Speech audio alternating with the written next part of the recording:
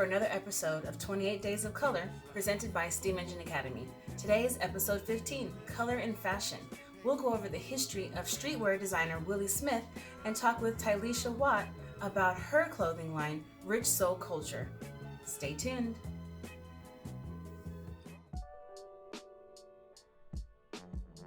Smith was born in Philadelphia, Pennsylvania, to Willie Lee Smith, an ironworker, and June Eileen Smith, a homemaker, both of whom were extremely clothes-conscious.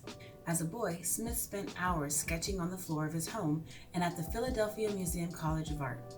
When reflecting on his childhood, Smith once stated, "I love to draw and design clothes, and my mother told me I was born to be an artist or designer."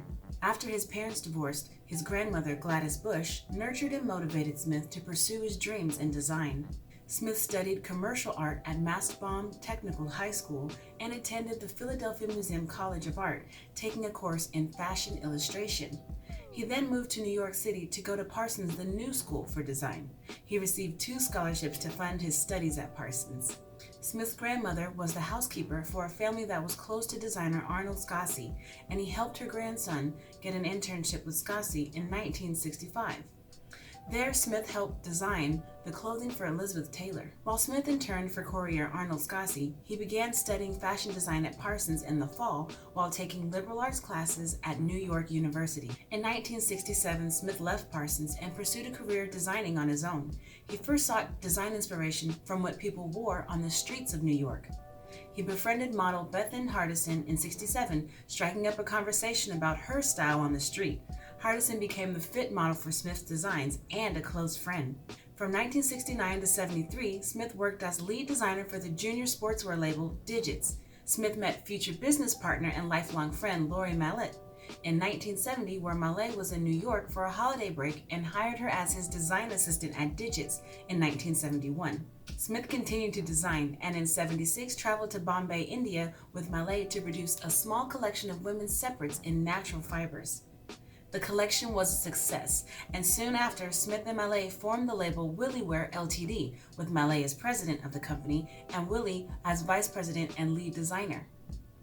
The first WilliWear fashion show was held at the Holly Solomon Gallery in the spring of 1978 and showcased a collection of garments influenced by nautical uniforms and Southeast Asian dress. Subsequent WilliWear fashion shows were held in unconventional locations such as Alvin Ailey Studio and the Puck Building. WilliWear was a massive success, providing chic, stylish clothing for the modern woman and later men at affordable prices in natural fabrics.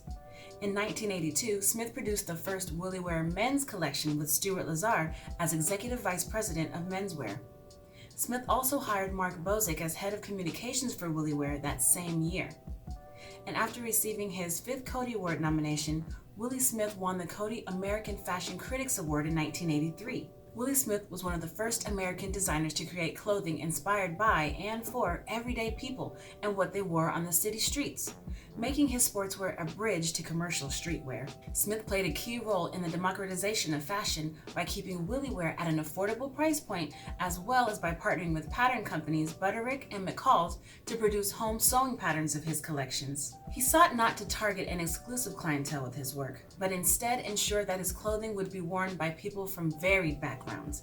Smith's label WilliWear set the stage for later streetwear brands such as FUBU and Walkerwear. Smith's gender-neutral collections for WilliWear can be seen as precursors for contemporary gender-neutral brands such as One DNA. Additionally, many young designers and artists worked at WilliWear before launching their own successful careers and labels, including Anthony Mark Hankins, James Mishka, John Caulfield, John Bartlett, and Andre Walker, among many others.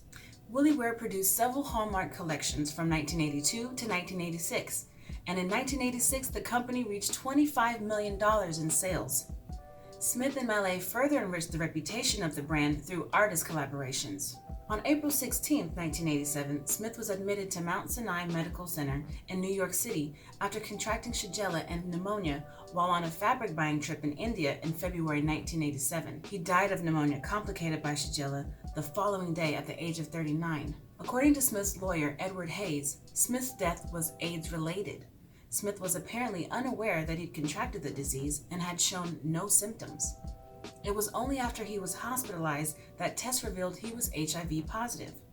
Mallet later said that while the designer was always fragile and often too sick to work, she did not feel that he was seriously ill. Smith's funeral was held on April 20th at the Frank E. Campbell Funeral Chapel in Manhattan, after which his remains were cremated. On May 1st, 1987, a memorial service was held for Smith at his alma mater, Parsons, the New School for Design. While WilliWear was very successful, the company had experienced creative, quality, and merchandising problems the year before Smith's death. After Smith's death on April 17, 1987, Mallet continued to run WilliWear. However, without its visionary namesake, the company faltered and ceased production in 1990. Andre Walker, Smith's previous intern, was one of the designers hired to lead the brand after Smith's death. He continues to be an inspiration today. Welcome back to 28 Days of Color, presented by S.T.E.A.M Engine Academy. Today we're here with Tylisha Watt as we discuss color and fashion. How are you, Tylisha? I'm doing well. Thank you so much for having me on today. Just this opportunity and this platform and to be able to speak with you. We're glad to have you. I really loved your work. We did see some of your work in our holiday recital on our promo ads. And so really getting to talk to you is going to be fun so I can find out more about what you do. Oh, thank you so much. Thank you for that compliment. Your first question is, what is the name of your clothing line so that everyone knows, and how did it come about?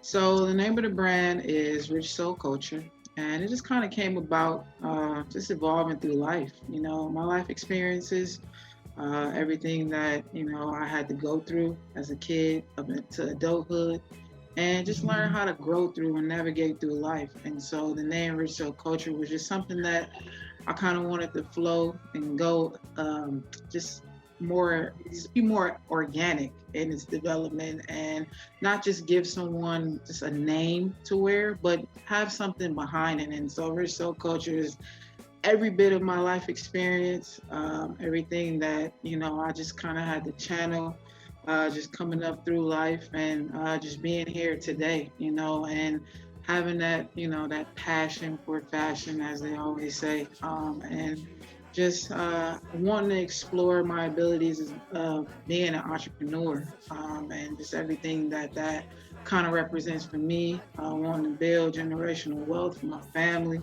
and just, you know, just wanting to have fun, you know, waking up and doing something that I love at the end of the day, and allowing people to feel good, and you know, just wearing the different pieces that I present. And what is your style? What's the style of your clothing line? What inspired you? The style of my clothing line, I would say, is more urban wear.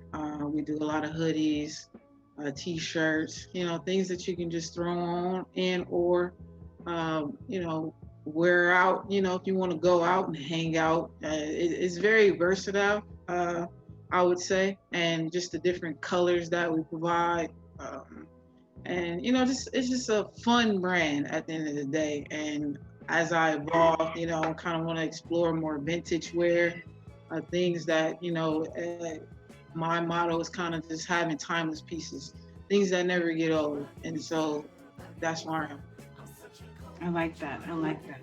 Well, when you were, you know, growing up, what are some of the fashion trends you loved? That's interesting because I really, really loved Ralph Lauren. Ralph Lauren is like a dream strategic partnership for me. Like, I would love to have a partnership and just do that collaboration with Ralph Lauren. I just love the cleanness of that logo. You know, it's just one that you can always identify with. And so in creation of my logo, you know, I just wanted something that was timeless, something that you can never just look at and be like, oh, that is going to be like here and then gone tomorrow.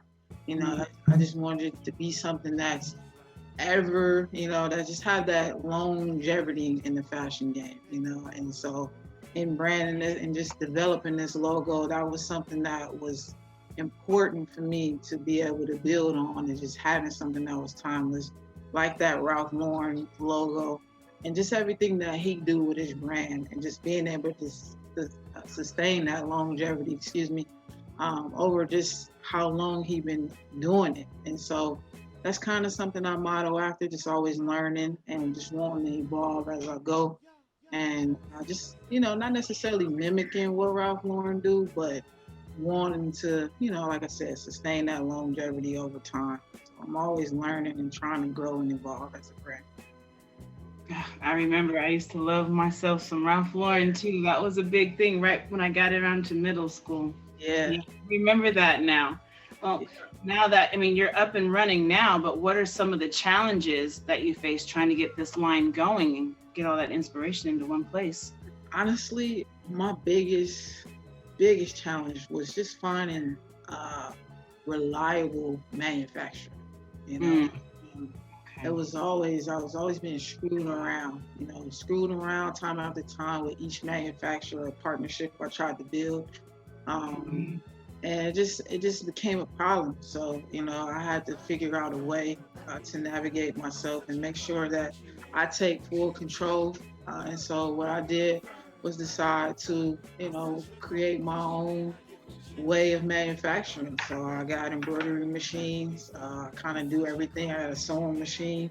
So I kind of just do everything on my own now. I don't physically make pieces, but like private labeling and that things of that nature, I take care of that myself because I just got tired of it.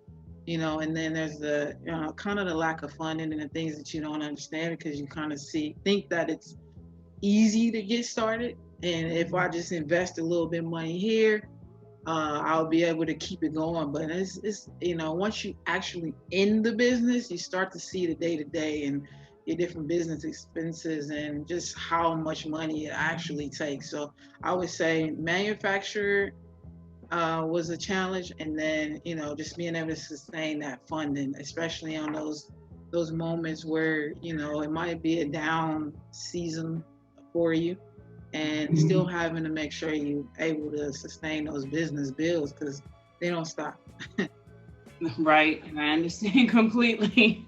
Yeah, And, with your line, you were talking about kind of the message you wanted to send with it, and that it was part of you, yeah, it evolved from you. yeah. So, that is something special, I think, that really comes out in your line. But in the Black community, then, what is the impact of fashion on who we are? I think that impact is just being able to culturally express yourself. I think it's a way that we communicate with each other, whether it's something that we're wearing and it's like, hey, I like those shoes, or I like that shirt, or I like that hat, or the way you're accessorizing today, and I think it just sparks the conversation. It's a means to meet people, and just, I mean, being able to, it's just the word of mouth that you get culturally when you have different fashion is, we represent the hip hop culture in a sense, and just being able to channel some of that through the things that we wear.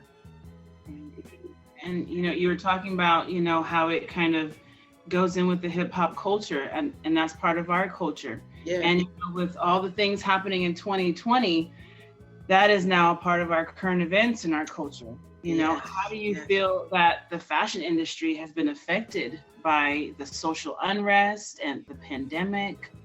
Well, yeah, that's huge because, I kind of took last year for like what I call a sabbatical year, a year to understand, everything that I had been through. Because I've been in business for almost 4 years now.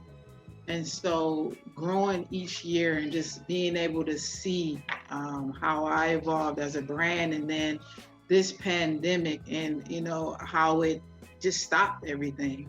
And then being in it and people losing their jobs and things like that, and having to decide to support me or put food on the table. And so financial, I think we all could say we took a financial hit, and then the social unrest as well. That was huge, just everything that we've been going through with that. Just it's weird times, but I think it's the educational message and the underlying message, that we need to get through or grow through and understand, the things that and how the small things that we do can impact our communities. Yeah. And and if we all do our part, we can make our world a better place together. Though it's gonna take us all to be on one accord with everything that we're going through, from the pandemic to political stance. So, I'm really hoping 2021 is something new for yeah, everyone. for sure. Fresh start. We're needing that right now. Yeah, we definitely do. And, even with this pandemic and the social unrest, I feel like in business, we've all learned so much that we probably would learn in 20 years, all in 1 year, So and much. So I'm always asking, like, knowing what you know after going through a pandemic and social unrest and this crazy political climate, what advice do you have now? Kind of seems like you've been in business for 20 years, all the experience you have. What advice do you have for someone new trying to get into this industry now? Well, I think so.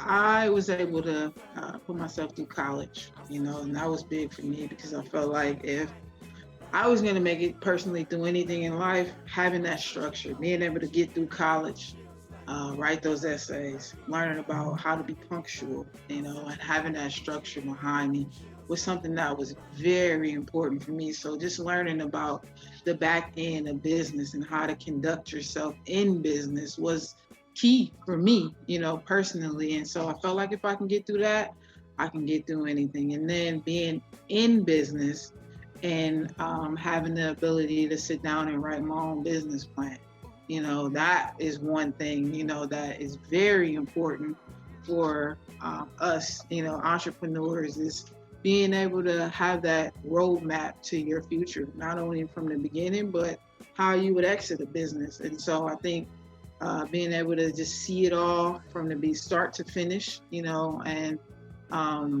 being just, from marketing strategies and things of that nature, and understanding, every component of your business is essential to your growth, and so it's, and then having, the ability to take care of all your back end paperwork, all your permits and things of that nature, and understanding that in business, while you might have a great idea, if you don't trademark that idea, somebody with funding, could steal that idea from you, and so that's one of the things that I always like to preach to people who reach out to me and really want to know what it's like to start a brand. I always want to make sure, like, if this is something that you're passionate about and it's not necessarily a hobby, you want to make sure you exhaust every ounce and making sure that you protect yourself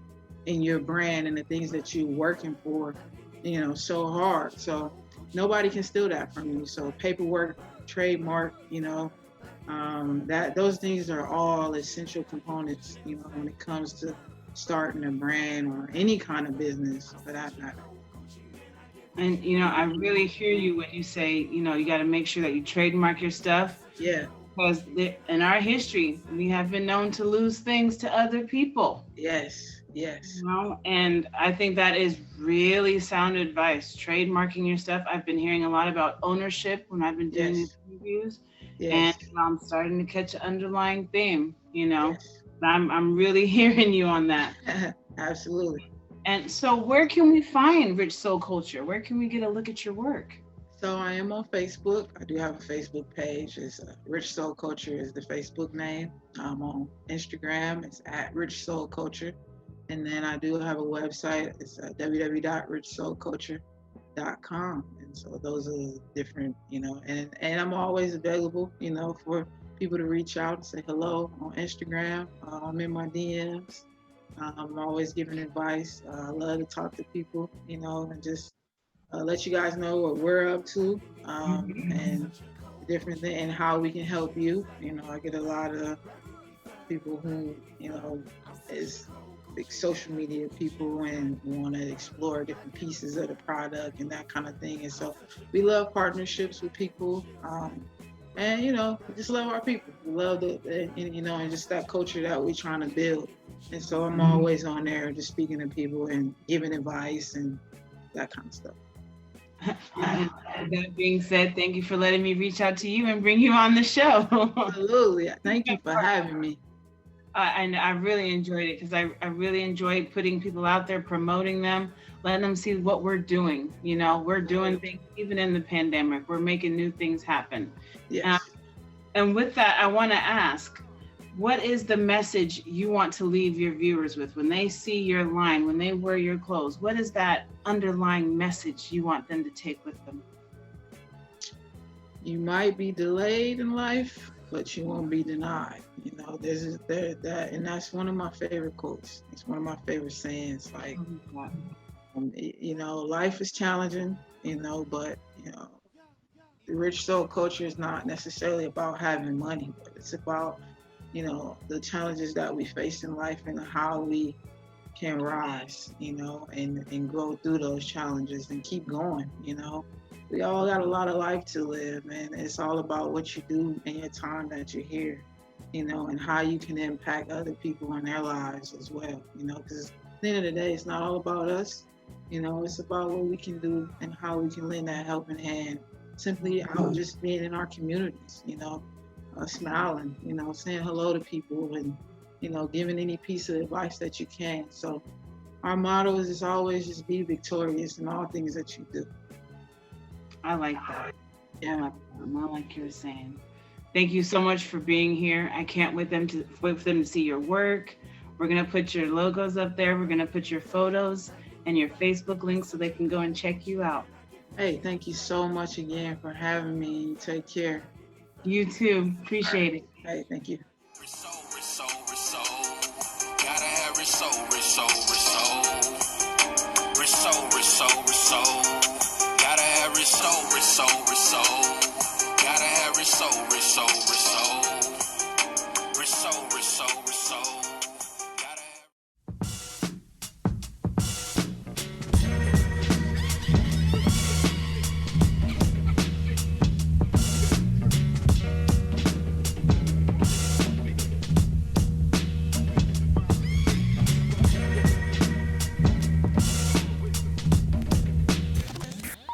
To close today's episode, we're going to read a story about Mary. Mary had a little glam, where we find out all her fashion tips and how she spreads her fashion to her class. This story, written by Tammy Sauer and illustrated by Vanessa Brantley Newton, shows us how less is more, but also more is fun. Enjoy! Mary had a little glam. Mary had a little glam that grew into a lot. And everywhere that Mary went, she wasn't hard to spot. But on the day she started school, she caught some by surprise. Sweet Mary shrugged and hugged her mom. I must accessorize. Then Mary click-clacked down the block in frilly formal wear. And by the time she got to school, she'd added extra flair. When Mary took a look around, her heart was filled with woe. The other kids in class with her were glamless head to toe. So Mary offered fashion tips. More pink, more beads, more shine. A hat for him and trim for her. Go boa, it's divine. Soon Mary brought out glitz and glam in everyone she met. The students, teacher, principal, and Clark, the classroom pet. Now Storytime had gowns and crowns and mounds of striped chiffon. The art class came with glitter glue and trips to her salon. Then Mary amped up music class with pomp and circumstance. At checkout time, she was sublime, left not a thing to chance. The morning flew and soon it was the best part of the day. It's recess time, the teacher said, and Mary led the way. But all came to a sudden stop. Each kid surveyed the scene. We're clearly dressed all wrong for this. Boo-hooed the 17. Poor Mary twirled her parasol. This crisis was a 10. She'd never figure out a plan. All was lost, but then she tossed her shades and silk-lined cape, her scarf and strappy shoes. And Mary's friends were just as fast. There was no time to lose. The class raced for the jungle gym, the spiral slide and swings. Then Mary grinned and grabbed a ball. among some other things. Now Mary's flair for what to wear is better than before. True glamour often calls for lots, but sometimes less is more. The end. One more again. Mas não. Mas não. Mas não. Havia.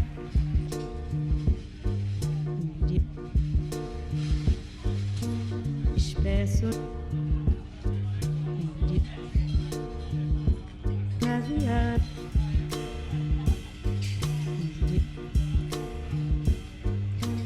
Espesso.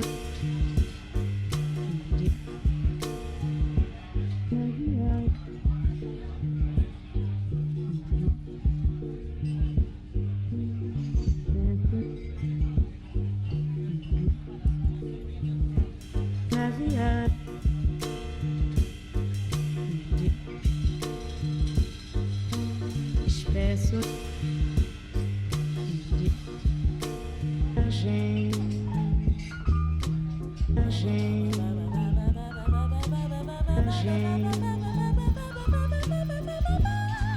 Mas não vou sem te chamar, navegar.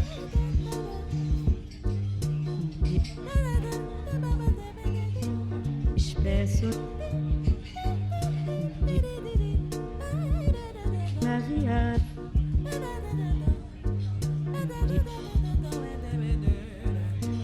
Espesso.